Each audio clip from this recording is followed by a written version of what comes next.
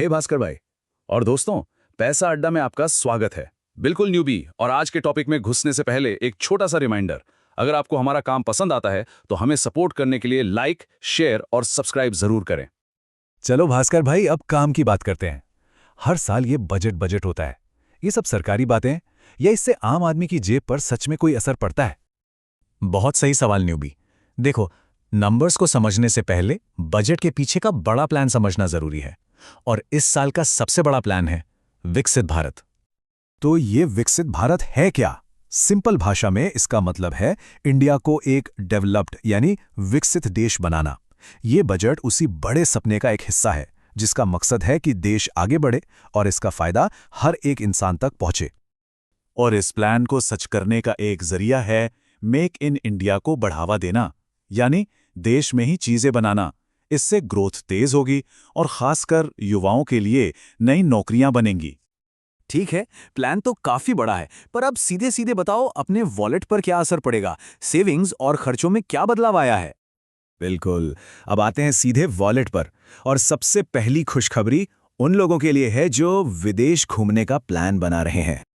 देखो, पहले जब ओवरसीज स्टोर पैकेज खरीदते थे तो उस पर 5% से 20% तक टीसीएस लगता था, यानी टैक्स कलेक्टेड एट सोर्स।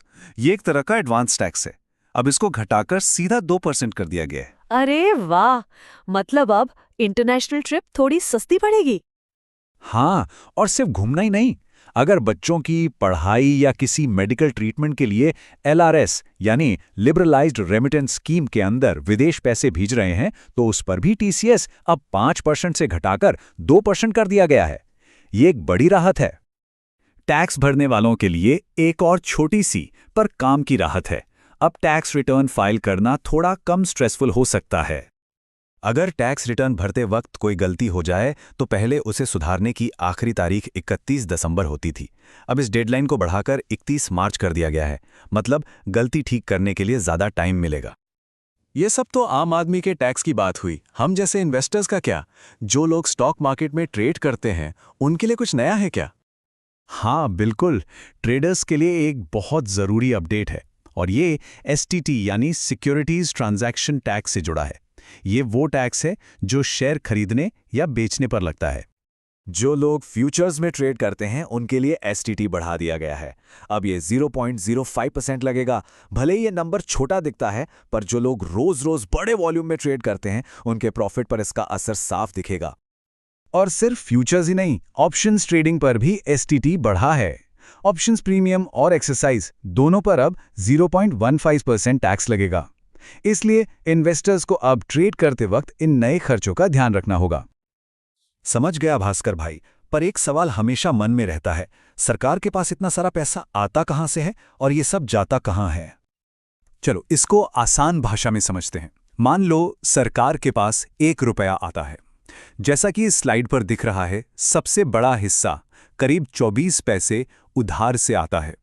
उसके बाद 21 पैसे इनकम टैक्स से और 18 पैसे बड़ी कंपनीज के टैक्स से। जीएसटी से लगभग 15 पैसे आते हैं।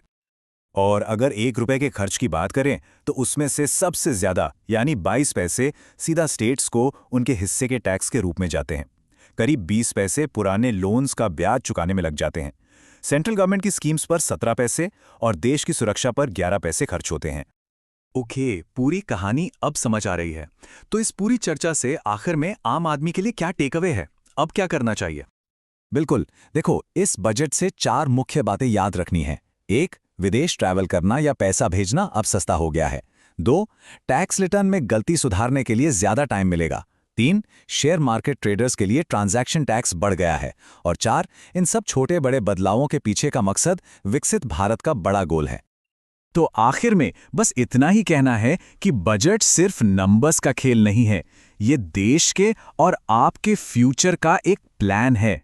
और अगर इन सरकारी पॉलिसीज के बारे में जानकारी रखेंगे तो अपनी फाइनेंशियल प्लानिंग बेहतर तरीके से कर पाएंगे। अब आप सोचिए, बजट के ये बदलाव इस साल आपके फाइनेंशियल गोल्स पर क्या असर डाल सकते हैं? हमें नीचे कमेंट्स में जरूर बताइए। बिल्कुल, और ऐसे ही आसान भाषा में फाइनेंस को समझने के लिए पैसा अड्डा को सब्सक्राइब करना मत भूलिएगा। मिलते हैं अगली बार। धन्यवाद।